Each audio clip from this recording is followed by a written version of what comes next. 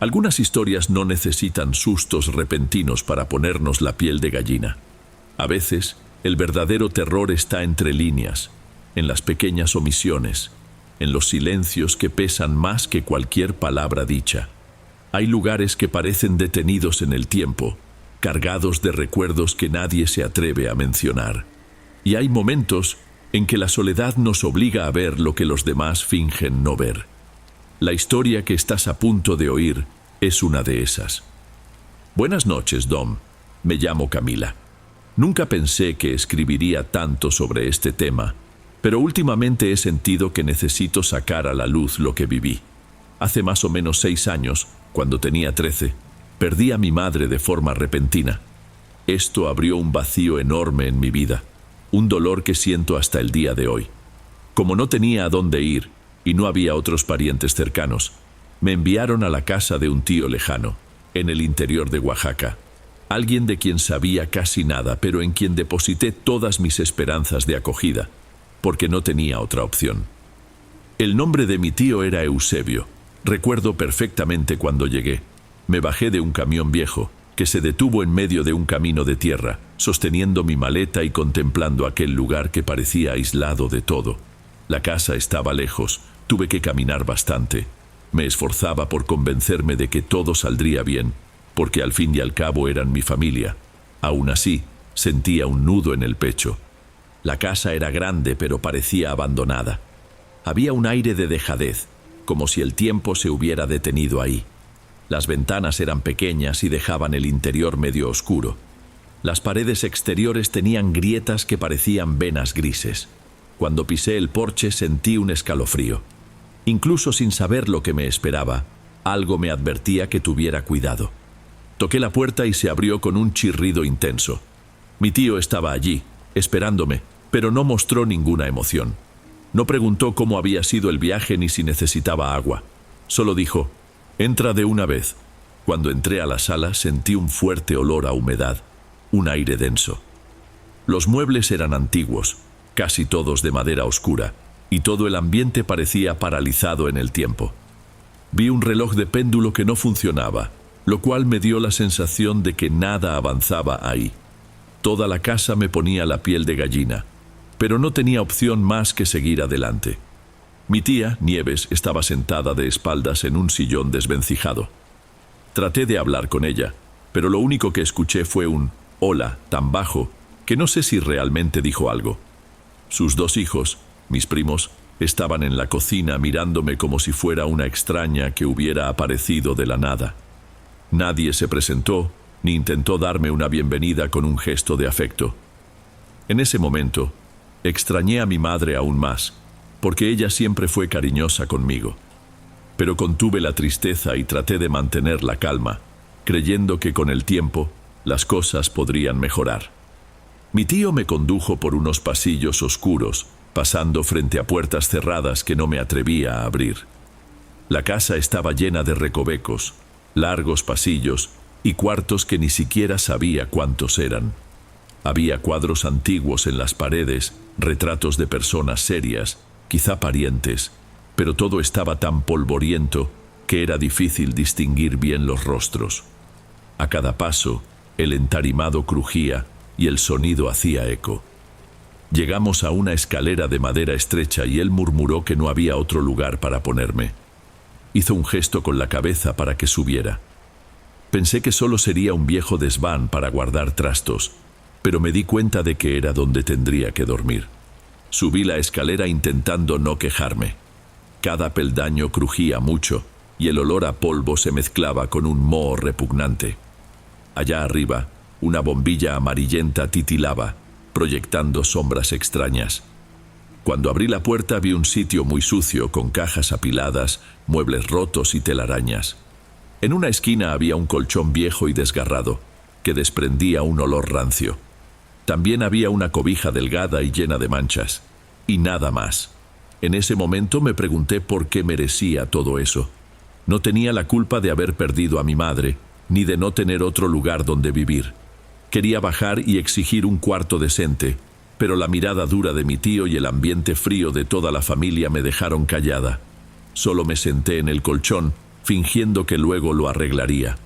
En cuanto me senté, sin embargo, tuve la extraña sensación de no estar sola.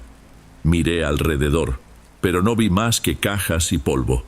Mi corazón latía con fuerza, pero fingí que estaba todo bien. Dormí muy mal esa primera noche. Cualquier ruido me hacía despertar asustada. El viento entraba por alguna rendija y producía un sonido que parecía un lamento. A veces oía pasos abajo, pero no sabía si eran reales o fruto de mi miedo. Terminé quedándome dormida a altas horas de la madrugada, completamente agotada y consumida por la añoranza de mi madre. Al día siguiente me levanté temprano y bajé. Encontré a mi tío en la cocina bebiendo café, a mis primos comiendo pan con mantequilla y a mi tía lavando los platos, sin prestarme atención. Intenté decir buenos días, pero solo recibí algunos gruñidos. El ambiente era tenso, como si yo fuera una carga. Me senté en un rincón y lo único que oí de mi tío fue: «Ahí hay pan si quieres». Cuando lo tomé me di cuenta de que había poco, casi contado.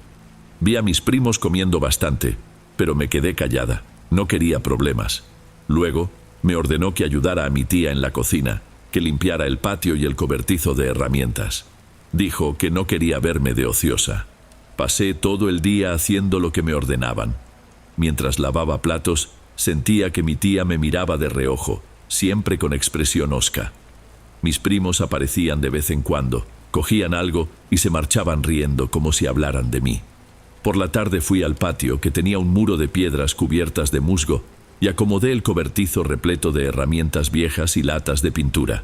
Mi tío me vigilaba desde lejos, siempre con cara de desaprobación, como si todo lo que hiciera estuviera mal. Al anochecer me mandaron subir al desván en cuanto terminé de cenar, que por cierto era muy simple y racionada. Mi tío dijo con tono áspero: «Sube y quédate ahí, no queremos a nadie deambulando por la casa a estas horas». Sentí rabia y humillación, pero tenía miedo de enfrentarme a él. Así que subí. El desván parecía aún más oscuro que antes. Puse una silla tambaleante contra la puerta porque, además de temerle a mi familia, seguía notando aquella presencia extraña. Y en la madrugada volvieron los ruidos. Pasos, crujidos, susurros. Parecía que alguien me llamaba por mi nombre, pero sonaba distorsionado. Me quedé paralizada de miedo, sin tener a dónde huir. Terminé durmiéndome casi al amanecer y desperté con unas ojeras enormes. Mis primos se burlaban. Mi tío seguía dándome tareas pesadas y cuando me quejé de que la regadera solo arrojaba agua fría, simplemente dijeron: «Es tu problema, arréglalo tú». Me sentía menos que una invitada. Solo quería escapar, pero no tenía a dónde ir. Con el tiempo noté que la casa escondía algo misterioso. Un día, mientras ordenaba unas cajas en el desván para liberar espacio, encontré un cuaderno viejo, con la cubierta rasgada. En la primera página estaba escrito Clarice, con letras infantiles. Mi corazón dio un vuelco.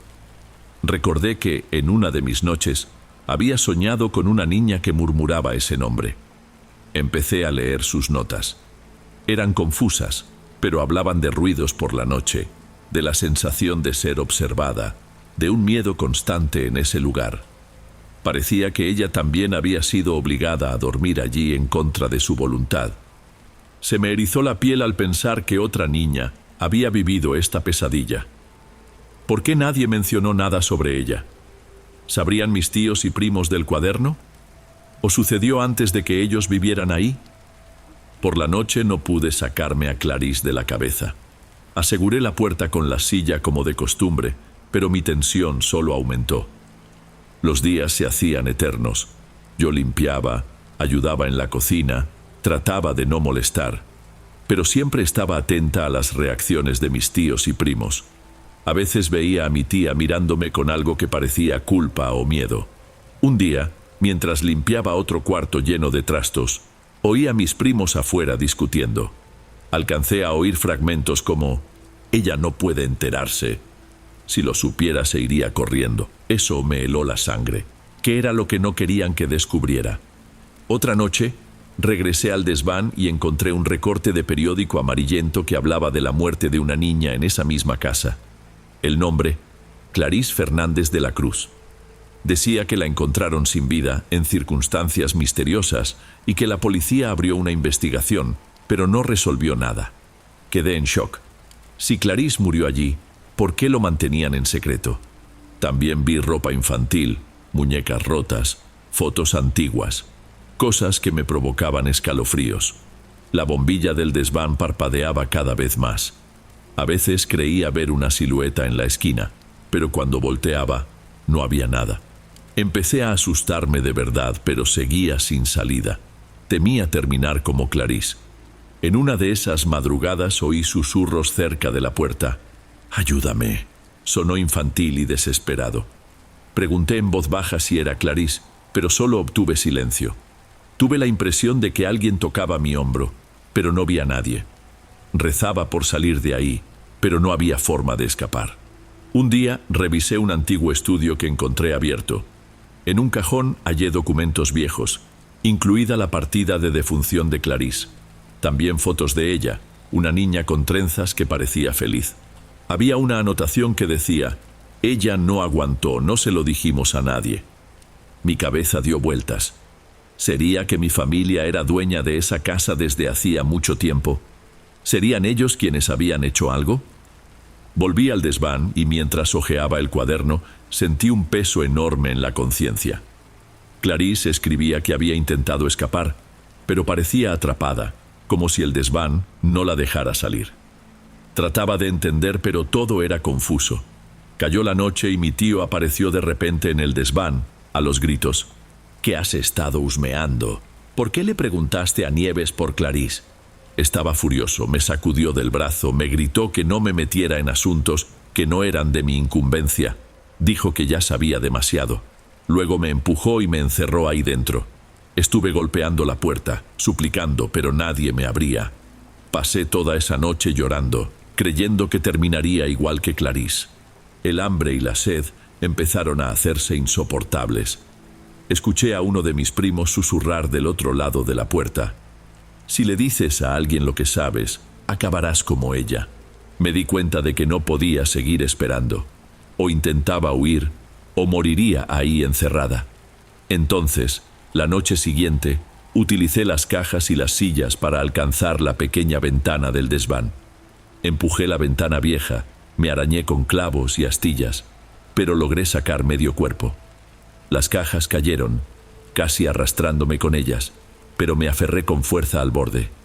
Luego me solté y caí sobre el pasto del patio. Me torcí el tobillo, pero continué. Salté el muro lleno de musgo, con mucha dificultad, y terminé en un camino de tierra.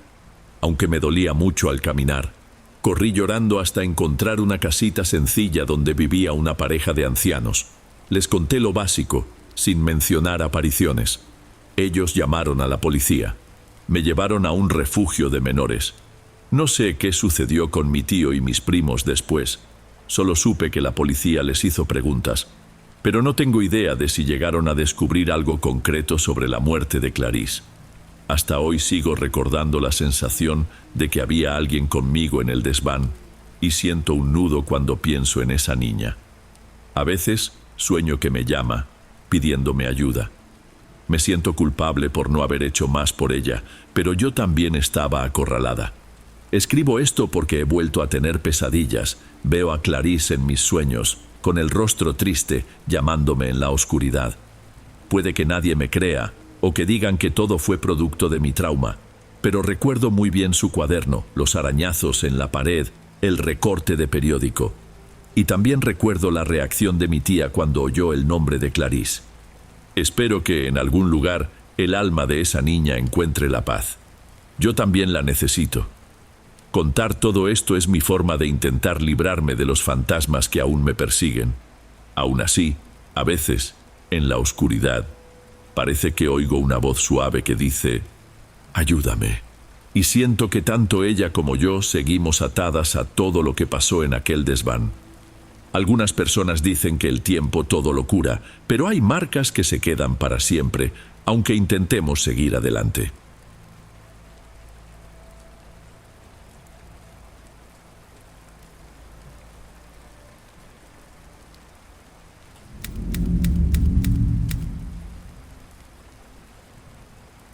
Hola, Dom. Mi nombre es Daniel, tengo 27 años y escribo aquí porque siento que necesito quitarme un gran peso de encima. Mi esposa, Bianca, y yo vivimos en Puerto Vallarta, en el estado de Jalisco, desde que nos casamos hace alrededor de 2 años. Siempre he seguido relatos de personas que atraviesan situaciones extrañas y, sinceramente, nunca pensé que viviría algo semejante. Pero algunas cosas sucedieron en los últimos meses y nos han afectado mucho. La sensación de estar atrapado en una pesadilla sin poder despertar es muy real. Estoy aquí para contar cómo comenzó todo. No fue nada repentino. Las señales se fueron acumulando hasta que nuestra vida se puso patas arriba. En abril, cuando noté que la situación se salía de control, decidí anotar cada suceso con la esperanza de encontrar alguna lógica. Ahora, compartirlo puede ser mi forma de lidiar con el trauma y quizá alertar a otras personas. Bianca y yo siempre habíamos soñado con abrir nuestro propio negocio, una pequeña taquería sencilla, pero con nuestro toque personal. Mi trabajo como asistente administrativo y el de ella como peluquera no alcanzaban para mucho más que lo básico, pero habíamos estado ahorrando algunos pesos. Creíamos que podríamos contar con el apoyo de la familia, especialmente de parientes cercanos. Fue entonces que apareció Mario, mi primo en segundo grado, quien hasta ese momento parecía un tipo muy agradable, aunque algo ambicioso. Empezó a hablar de una sociedad, prometiendo ayuda con contactos e incluso una pequeña inversión. Al principio nos entusiasmamos. Hoy daría lo que fuera por no haber aceptado nada. Ya estábamos casi por firmar el contrato para rentar un local, cuando el dueño se echó atrás de forma repentina, alegando haber escuchado historias extrañas sobre nosotros. Me confundí bastante, pues siempre nos habían visto como buenos pagadores, sin grandes deudas. Poco después, empezaron los rumores de que Bianca no era confiable en lo profesional, de que yo estaba ahogado en deudas. Chismes muy específicos que se propagaban demasiado rápido. Parecía un ataque orquestado, y yo estaba casi seguro de que venía de alguien que nos conocía bien. Traté de explicar, pero cuanto más hablaba, menos me creían. Llegué a preguntarme si me estaba volviendo paranoico, pero era evidente que había algo muy raro ahí. Las primeras peleas entre Bianca y yo surgieron en esa época, por puro estrés. Sus clientas desaparecían de la nada. Yo no lograba hablar con el propietario del local que casi habíamos cerrado. Todo se volvió tenso en casa. Y también empezamos a tener problemas de salud. Comencé a dormir mal, despertando empapado en sudor y sin entender bien dónde estaba. Durante una discusión, Bianca preguntó si no me parecía extraño que Mario hubiera desaparecido justamente cuando estalló el conflicto. Aunque traté de darle el beneficio de la duda, eso se quedó rondando mi mente. Intenté hablar con él por teléfono y mensaje, pero nada. Él llegaba a verlas, pero no respondía. Entonces, decidimos ir personalmente a su casa, pero la recepción fue pésima. La tía Denise, su madre, nos atendió con una expresión muy incómoda, diciendo que Mario no estaba, mientras el coche de él seguía estacionado al frente. La sensación de entrar a un lugar donde ya no éramos bienvenidos fue terrible. Salimos de ahí sin respuestas, y Bianca tuvo su primera crisis fuerte de migraña, algo que nunca antes le había ocurrido. Para colmo, descubrimos que otro pariente, también primo de Mario, andaba difundiendo historias aún peores sobre nosotros. Decían que habíamos estafado para reunir dinero y que le debíamos a medio mundo. No podía creerlo, pero la gente parecía dar por buena esa historia sin cuestionarla. Bianca empezó a sentir debilidad, desmayos repentinos en el salón de belleza. Las clientas se asustaban y se alejaban, como si tuviéramos una nube negra rondando. Fue entonces cuando empezamos a pensar en mal de ojo, envidia y hasta maldición, a pesar de que yo soy bastante escéptico. Bianca, buscando cualquier forma de mejorar, sugirió que fuéramos a ver a una curandera conocida. Confieso que fui con algo de recelo, pero también sentía que necesitábamos ayuda. Recuerdo que la señora nos miró a Bianca y a mí y nos pidió que tomáramos asiento. Dijo que sentía energías bloqueadas y nos advirtió que tuviéramos cuidado con quienes se acercaban con sonrisas fáciles. Eso me dejó pensativo. Empecé a repasar mentalmente cada conversación que había tenido con Mario, buscando indicios de que él pudiera estar haciéndonos daño.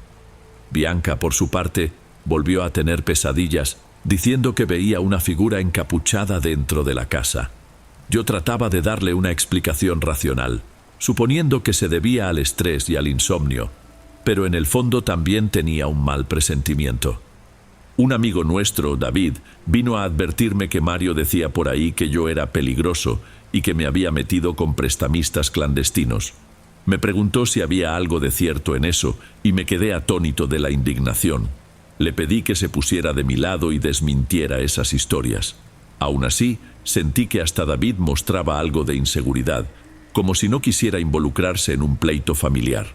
La sensación de estar aislado era enorme. Decidí no darme por vencido y programé una reunión con un conocido que trabaja en el ayuntamiento para ver si podía indicarme otro local donde abrir nuestra taquería o al menos ayudar a limpiar nuestra imagen. La víspera de esa reunión, me desperté de madrugada con Bianca llorando, empapada en sudor, diciendo que veía sombras moviéndose en la habitación. Me asusté, porque si fuera solo por los nervios lo entendería, pero ella realmente parecía aterrada. Fui solo a la reunión, ya que Bianca estaba totalmente sin fuerzas. Mi conocido cambió de actitud y no quiso comprometerse.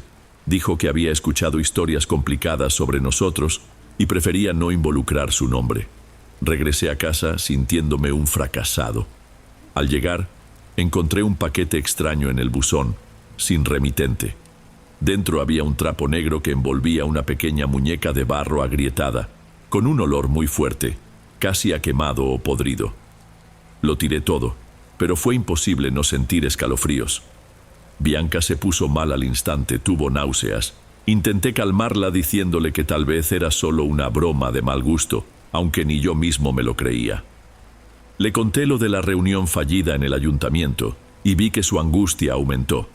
Ella propuso llamar a un santero que su madre conocía, porque ya no encontrábamos salida. A pesar de que aún dudaba de esas cosas espirituales, cedí, pues todo a nuestro alrededor parecía desmoronarse. Mientras coordinábamos la cita con ese santero, nos llegó otro golpe. El dueño del salón donde trabajaba Bianca decidió revisar el contrato. Alegando baja clientela, obviamente quería prescindir de ella por culpa de los rumores. En ese momento, sentí que ya no teníamos a dónde ir. Fuimos a la consulta espiritual. El santero nos recibió en una casa sencilla, llena de imágenes y velas. Bianca temblaba, pálida, casi sin poder hablar.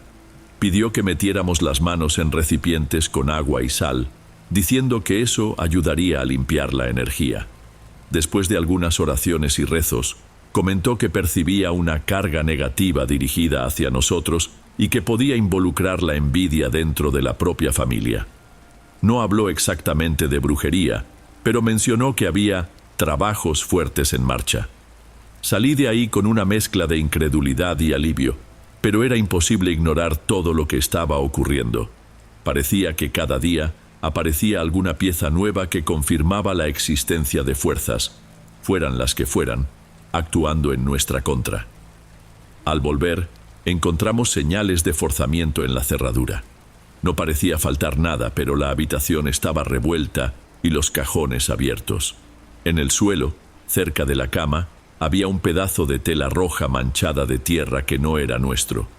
Bianca rompió en llanto y yo me puse a caminar de un lado a otro, sin saber si llamar a la policía o tratar de hablar de nuevo con Mario.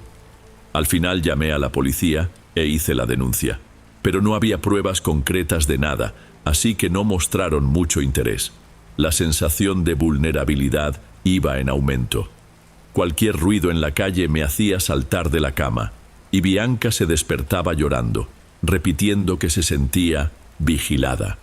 Decidí llamar a la tía Denise una vez más, suplicándole que nos pusiera en contacto con Mario para tener una conversación seria. Ella sonaba nerviosa al teléfono, tartamudeando.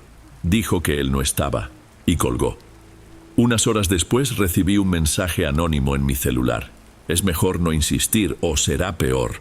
Me sentí tan furioso como asustado. Se lo mostré a Bianca, quien inmediatamente propuso que nos fuéramos de Puerto Vallarta, sin rumbo. Pero, ¿a dónde?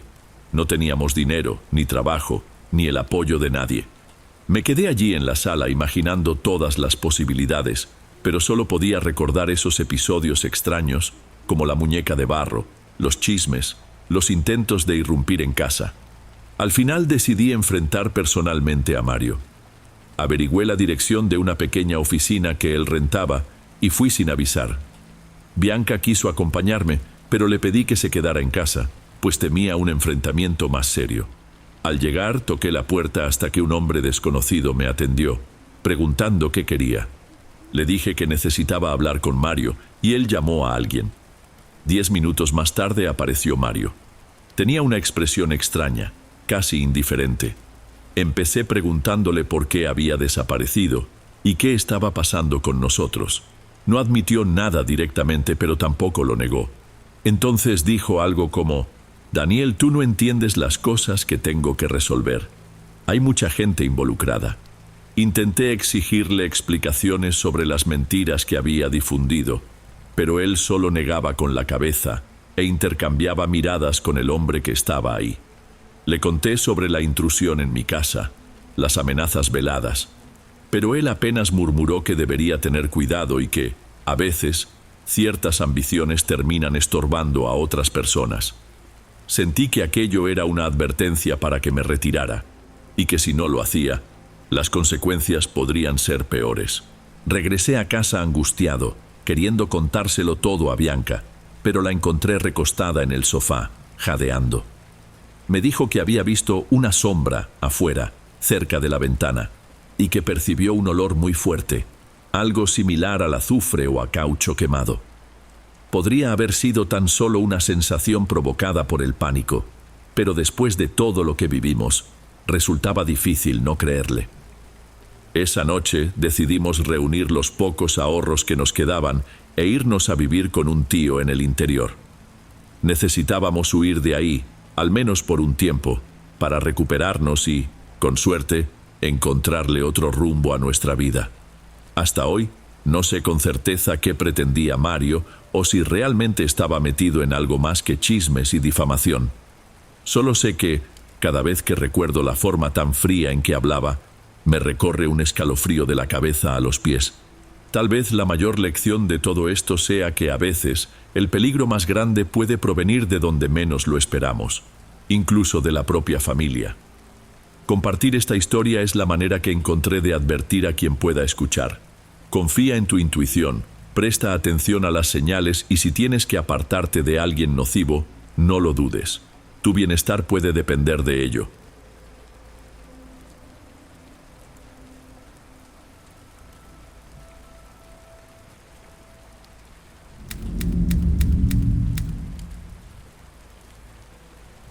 Buenas noches, Don. Yo nunca fui de contar mis historias, pero lo que me sucedió aún no sale de mi cabeza y pensé que sería bueno compartirlo con alguien. Vivo en el interior de Chiapas, en una comunidad pequeña, y siempre he trabajado en el campo. Hace unos 2 meses pasé por una situación que todavía me pone la piel de gallina. No es que fuera muy creyente de esas historias de aparecidos, pero tampoco podía ignorar los relatos de gente que desaparece en esa ciénaga maldita. Lo peor es que, aun sabiéndolo todo, decidí arriesgarme por pura terquedad. Tenía prisa por llegar a casa después de un día pesado en la siembra y pensé que tomar un atajo no traería problemas. Ahora me arrepiento de cada paso que di en ese lugar. Soy Juan, tengo 48 años y vivo de la agricultura desde que tengo uso de razón. La rutina de levantarme antes de que salga el sol y volver solo cuando la oscuridad ya domina el monte nunca me molestó. La verdad, hasta disfruto estar solo en el rancho.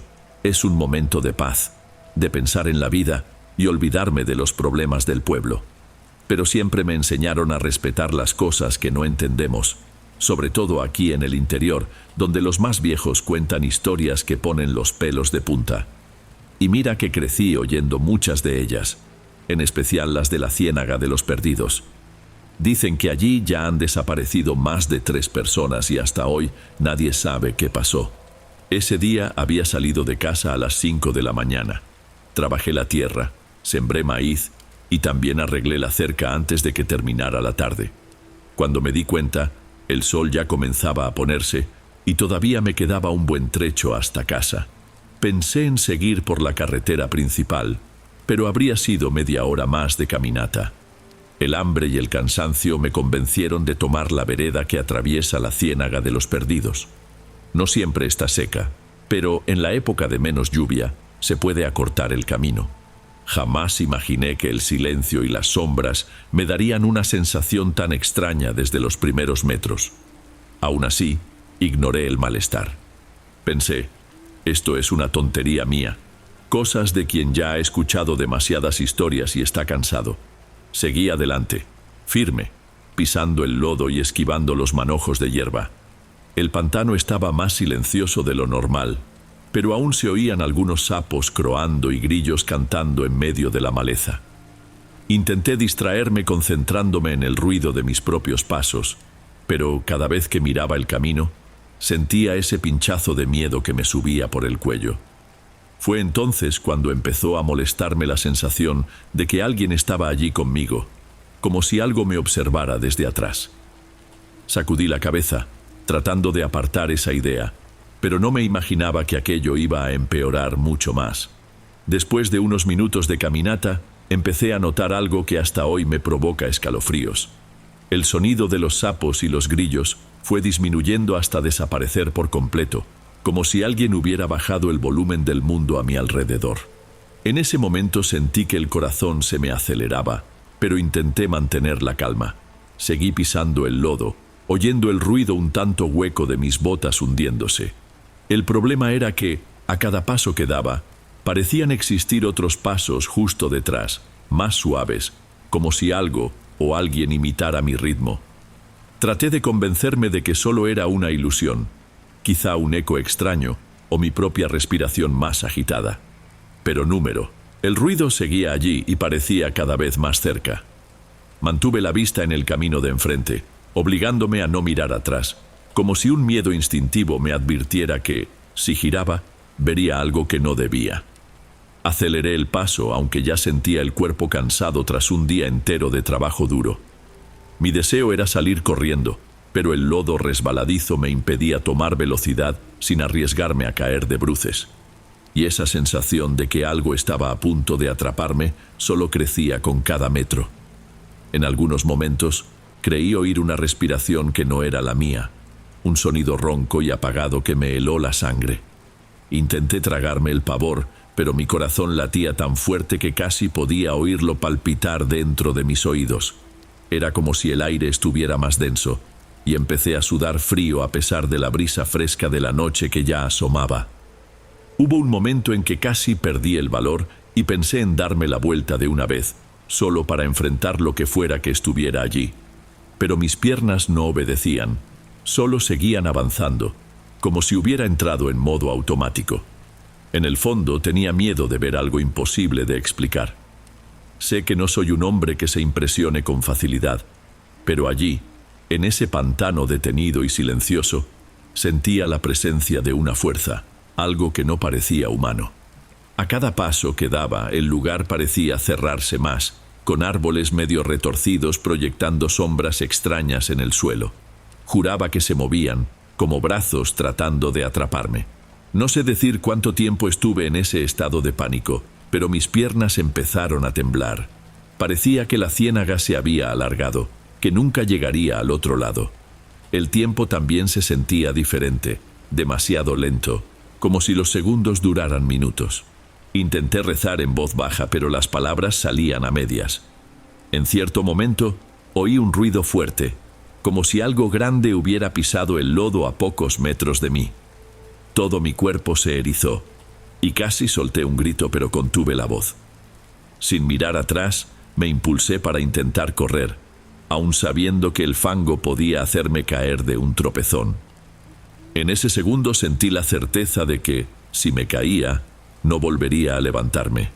No sé explicar bien cómo logré atravesar el resto de la ciénaga esa noche.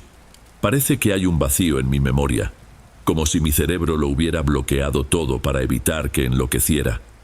Solo recuerdo haber seguido corriendo como pude, arriesgándome en cada paso, hasta que el sonido de esos pasos tras de mí se fue alejando. No sé si esa cosa se cansó de seguirme o si yo mismo perdí el sentido. Cuando me di cuenta, ya estaba fuera del pantano, con las piernas tambaleándome y el estómago revuelto. La única certeza que tuve en ese instante fue la de no volver jamás a poner un pie allí, por mucho que lo necesitara. Recé tanto después de eso, pidiéndole a Dios que alejara cualquier mal que pudiera habitar en ese lugar. En ese momento solo quería llegar a casa, cerrar la puerta y olvidar todo lo que pasé. Al día siguiente, desperté en mi cuarto sin siquiera recordar cómo había llegado. Mi esposa dijo que me encontró recostado en la terraza, completamente cubierto de lodo, diciendo cosas inconexas mientras dormía, pero que no quiso despertarme de inmediato por temor a asustarme. Sentí un nudo en el pecho cuando intenté desenterrar los recuerdos de la noche anterior y solo aparecían destellos de la ciénaga, el silencio pesado y esa presencia rondándome. Después de una taza de café fuerte, reuní valor para volver hasta la entrada del pantano, pero solo porque pensé que había olvidado mis herramientas de trabajo en el camino. Cuando llegué, me encontré con mis botas tiradas cerca del lodo, sucias hasta la caña. Y lo más extraño es que yo llevaba puestos un par de sandalias viejas que ni siquiera sabía de dónde habían salido. Ver aquellas botas empapadas me dio un escalofrío insoportable. No podía entender cómo había vuelto a casa descalzo, ni qué pudo haber pasado en ese tramo que mi mente simplemente borró. Recogí las botas y me fui de allí, sin querer quedarme ni un minuto más. Pasé toda la tarde intentando recordar los detalles, pero me dolía la cabeza, y solo la idea de revivir la ciénaga me revolvía el estómago. Le conté a mi esposa lo que recordaba, y ella me miró con una expresión de quien no sabe si consolarme o sentir el mismo miedo. Las historias antiguas de ese lugar siempre rondaron las conversaciones de la gente de aquí, y ahora yo formaba parte de ellas, pero de un modo que nunca imaginé. Hasta hoy, cuando intento dormir, tengo pesadillas con esa vereda llena de lodo y el sonido de los pasos tras de mí. Mi esperanza es que este relato sirva de advertencia para quien piense en atravesar la ciénaga de los perdidos, creyendo que es solo un atajo más y sin peligro. No sé si lo que me siguió esa noche puede explicarse, pero siento que, si hubiera mirado atrás, no estaría aquí para contarlo. Hay quienes dicen que ese pantano está maldito. Otros juran que es el alma de quien ya murió allí, la que vaga buscando compañía. Solo sé que el miedo que sentí no fue nada normal y que todavía no tengo respuestas. Es una agonía que no me deja y no sé si algún día llegaré a olvidar todo esto.